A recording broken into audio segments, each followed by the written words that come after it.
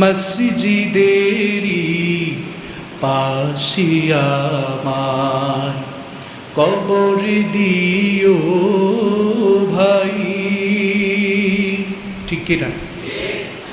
মসজিদেরি পাশে আমায় কবর দিও ভাই, যেন কবর থেকেও মুয়াজ্জিনের আযান শুনতে পাই।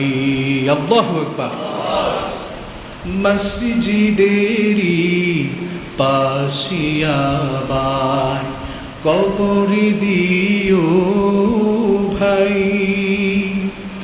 আমার গোরের পাশ দিয়ে ভাই নামাজিরা যাবে,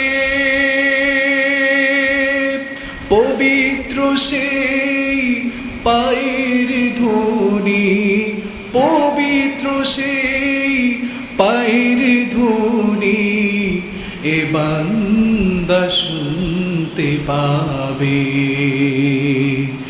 আমার কবর এ আযাব থেকে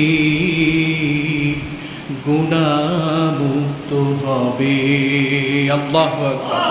তাই তিনি বলছেন মসজিদের ওই, সবাই বলেন মসজিদের ওই পাশে আমার কবর দিও ভাই।